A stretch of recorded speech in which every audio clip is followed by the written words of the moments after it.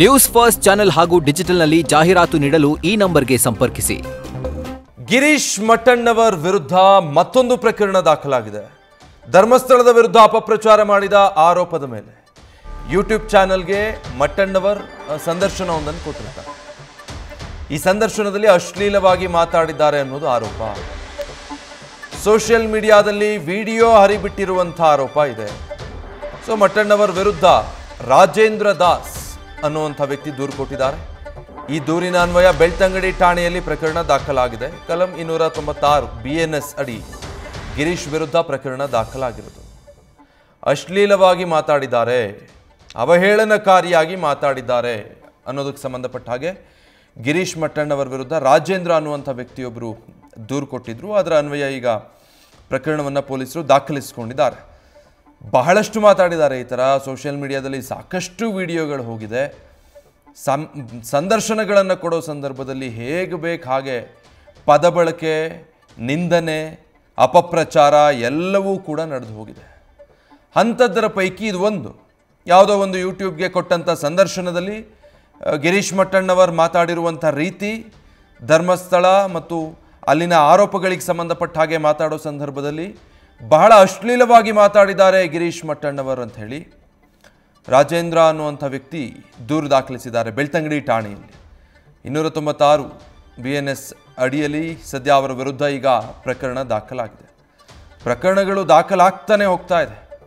ಧರ್ಮಸ್ಥಳ ಕೇಸಲ್ಲಂತೂ ಅದರ ಸುತ್ತಮುತ್ತ ಒಂದಾದ್ಮೇಲೊಂದು ಕೇಸು. ಇಲ್ಲಿವರೆಗೂ ರಿಜಿಸ್ಟರ್ ಆಗಿರುವಂಥ ಕೇಸ್ಗಳ ಸಂಖ್ಯೆ ಅದೆಷ್ಟಾಗಿದೆಯೋ ಈಗ ಅದಕ್ಕೆ ಮತ್ತೊಂದು ಸೇರ್ಪಡೆ. ಗಿರೀಶ್ ಮಟ್ಟಣ್ಣವರ ಮೇಲೆ ದಾಖಲಾಗಿರುವಂಥ ಕೇಸ್ ಇದು. ಯೂಟ್ಯೂಬ್ನಲ್ಲಿ ಕೂತು ನಾಲಿಗೆ ಹರಿಬಿಡಬೇಕಾದ್ರೆ ಅಶ್ಲೀಲವಾಗಿ ಮಾತಾಡಿದ್ದಾರೆ ಅನ್ನೋ ಆರೋಪ ಮಾಡಿ ಈ ಕೇಸನ್ನು ರಾಜೇಂದ್ರ ಅನ್ನುವಂಥ ವ್ಯಕ್ತಿ ರಿಜಿಸ್ಟರ್ ಮಾಡಿದ್ದಾರೆ.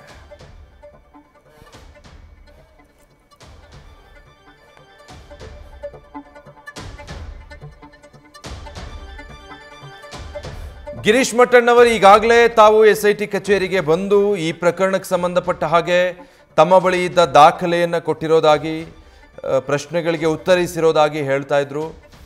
ಅದಾದಮೇಲೆ ಇನ್ನು ಸಾಕಷ್ಟು ವಿಚಾರಗಳು, ದಾಖಲೆಗಳನ್ನು ಕೊಡ್ತೀನಿ, ನಮ್ಮನ್ನು SIT ವಿಚಾರಣೆಗೆ ಕರೆದ್ರೆ ನಾವು ಬಹಳ ಉತ್ಸಾಹದಿಂದ ಹೋಗ್ತೀವಿ ಅನ್ನೋದೆಲ್ಲ ಹೇಳ್ತಾನೆ ಬರ್ತಿದ್ದಾರೆ ಕೂಡ. ಈ ಮಧ್ಯೆ ಈಗ ಅವರ ಮೇಲೆ ಒಂದು ಕೇಸ್ ದಾಖಲಾಗಿದೆ. ಅಶ್ಲೀಲವಾಗಿ, ಅಸಭ್ಯವಾಗಿ ಮಾತಾಡಿದ್ದಾರೆ ಗಿರೀಶ್ ಮಟ್ಟಣ್ಣವರ್ ಯೂಟ್ಯೂಬ್ನ ಸಂದರ್ಶನ ಒಂದರಲ್ಲಿ ಅನ್ನೋದಕ್ಕೆ ಸಂಬಂಧಪಟ್ಟ ಹಾಗೆ ಆರೋಪ ಕೇಳಿ ಬಂದಿರೋದು. ಈ ಆರೋಪದಲ್ಲಿ ರಾಜೇಂದ್ರ ಅವರ ದೂರಿನ ಅನ್ವಯ ದೂರು ದಾಖಲಾಗಿದೆ. ಡೀಟೇಲ್ಸ್ ಕೊಡ್ತಾರೆ ನಮ್ಮ ಪ್ರತಿನಿಧಿ ಕಿರಣ್. ಯಾವ ಸಂದರ್ಶನದಲ್ಲಿ ಗಿರೀಶ್ ಮಟ್ಟಣ್ಣವರ್ ಏನು ಮಾತಾಡಿದ್ದಾರೆ ಅನ್ನೋದಕ್ಕೆ ಸಂಬಂಧಪಟ್ಟ ಹಾಗೆ ಈ ಕೇಸ್ ದಾಖಲಿಸಿರುವಂಥದ್ದು?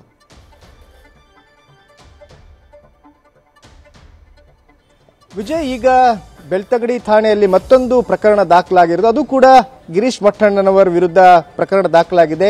ಕೆಲವು ದಿನಗಳ ಹಿಂದೆ, 2 ದಿನಗಳ ಹಿಂದೆ ಒಂದು ಪ್ರಕರಣ ದಾಖಲಾಗಿತ್ತು.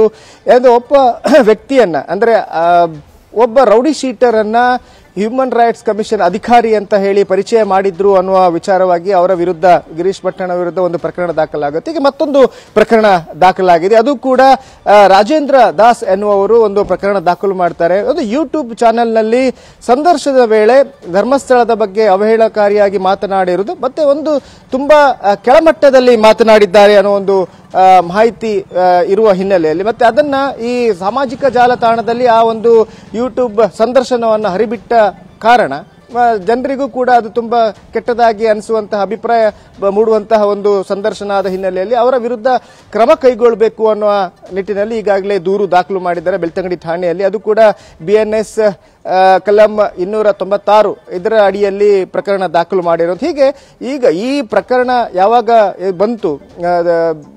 ಯಾವಾಗ ಬೆಳಕಿಗೆ ಬಂತು, ಅದರ ನಂತರ ತನಿಖೆ ಮುಂದುವರೆದಂತೆ ಮಟ್ಟಣ್ಣವರ್ ಹಾಗೇನೆ ಮಹೇಶ್ ಶೆಟ್ಟಿ ತಿಮ್ಮರೋಡಿ ಮೇಲೆ ಪ್ರಕರಣಗಳು ದಾಖಲಾಗ್ತಾನೆ ಇದಾವೆ. ಒಂದರ ಹಿಂದೆ ಒಂದರಂತೆ ಪ್ರಕರಣಗಳು ದಾಖಲಾಗ್ತಾನೆ ಇದಾವೆ. Vijay, thank you Kiran. News first, ನಿರ್ಭೀತಿಯಿಂದ ನಿಮ್ಮ ಪರವಾಗಿ.